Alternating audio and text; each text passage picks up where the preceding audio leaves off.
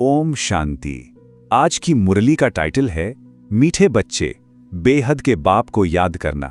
ये है गुप्त बात, याद से याद मिलती है। जो याद नहीं करते उन्हें बाप भी कैसे याद करें। सोचिए, ये जो पूरा का पूरा आध्यात्मिक मार्ग है ना, वो इसी एक छोटी सी लेकिन बहुत गहरी बात पर टिका है कि याद से याद मिलती है। मतलब ये एक ऐसा कनेक्शन है जहां हमारी एक सच्ची याद परमात्मा पिता की हजारों यादों को अपनी तरफ खींच लेती है। पर सवाल ये उठता है कि अगर हमारी तरफ से ही कोई याद नहीं, एकदम सन्नाटा हो, तो फिर उस तरफ से जवाब भला कैसे आएगा? तो इस रास्ते पर आगे बढ़ने से पहले एक बहुत जरूरी बात समझनी होगी। वो है दो पिताओं के बारे में जानना। जब तक हमें इन दोनों का फर्क साफ साफ पता नहीं चलता ना, तब तक सच कहूं तो बुद्धि भटकती ही रहती है। इसको ना बहुत ही सरल तरीके से समझते हैं। देखिए, एक तो है हमारे हद के पिता, मतलब जिन्होंने हमें ये शरीर दिया, हमारे इस दुनिया के पिता। और दूसरे हैं बेहद के पिता, जो हम सब आत्माओं के पिता हैं। अब फर्क क्या है?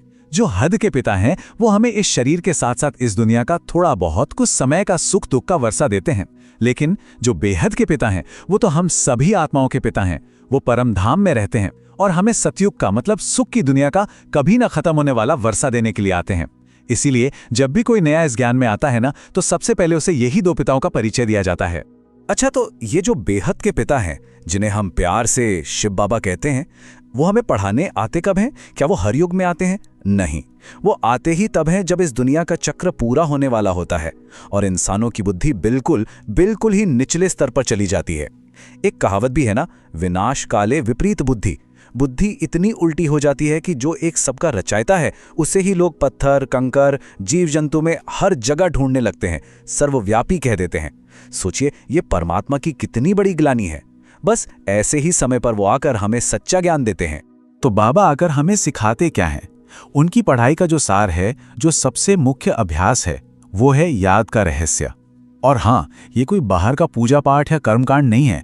ये तो एक बहुत ही अंदर की बहुत शक्तिशाली प्रोसेस है। मुरली में इसे अक्सर गुप्त बात कहा गया है।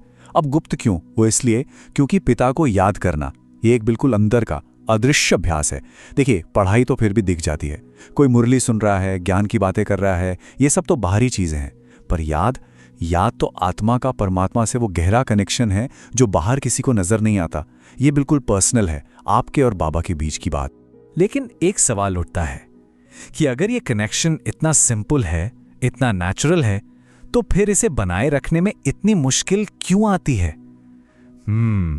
असल में एक बहुत बड़ी रुकावट है जो इस प्यारे से सादे से संबंध के बीच में आ जाती है।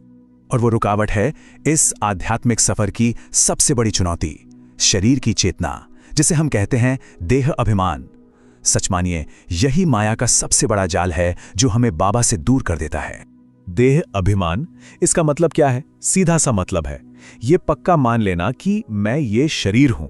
और जिस पल हम खुद को ये शरीर मान लेते हैं ना, उसी पल हम अपनी असली पहचान को भूल जाते हैं कि मैं तो एक आत्मा हूं। अब आप ही सोचिए, जब आत्मा ही खुद को भूल गई तो वो अपने आत्मिक पिता को भला याद कैसे करेगी? बस यही जो शरीर का भान है, शरीर से लगाव है, ये हमें खुद से और पिता दोनों से दूर कर देता है। और जब ये देह अभिमान हावी होने लगता है ना, तो इसके लक्षण भी साफ साफ दिखने लगते हैं। कभी कभी तो महीनों गुजर जाते हैं, 3 महीने 4 महीने, और बाबा को याद करने का ख्याल तक नहीं आता। ना कोई रूहानी चिट्ठी, ना सेवा का कोई समाचार, कुछ भी नहीं। तो इससे क्या साबित होता है? यही कि वो जो कनेक्शन था वो कहीं ना कहीं टूट गया है।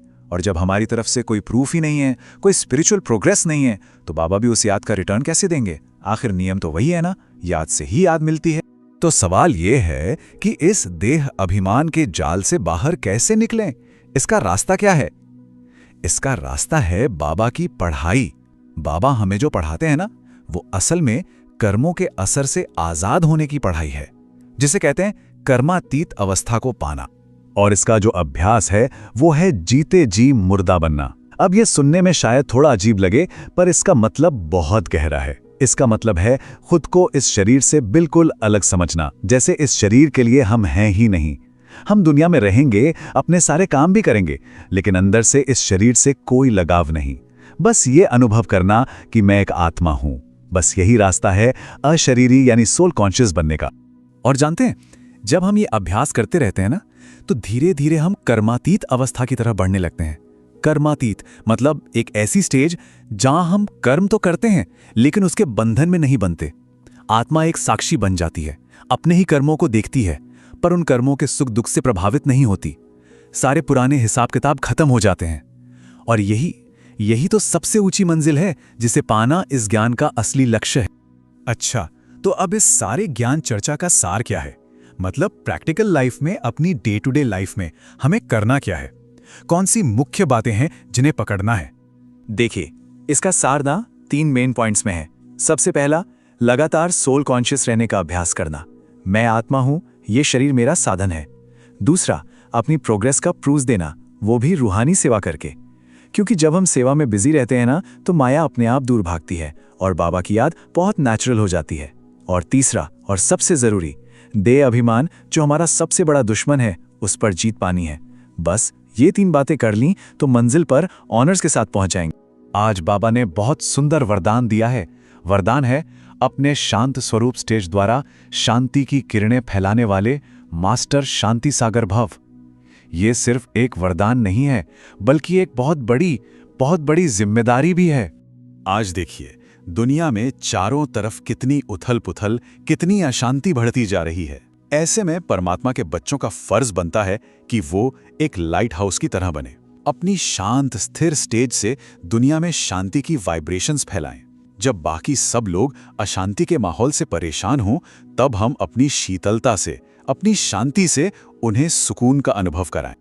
और अंत में आज मनन करने के लिए एक बहुत गहरी बात, कि अगर पिता के सारे गुणों का, शक्तियों का और शांति का अनुभव करना है तो बस एक काम करना है, हमेशा ज्ञान के सूर्य यानी हमारे प्यारे बाबा के सामने रहना है। जैसे सूरज के सामने खड़े होने से गर्मी और रोशनी अपने आप मिल जाती है ना, बिल्कुल वैसे ही ज्ञान सूर्य के सामने रहने से सारे देवी गुण आत्मा में सहज ही भरते जाते हैं। ओम शांति।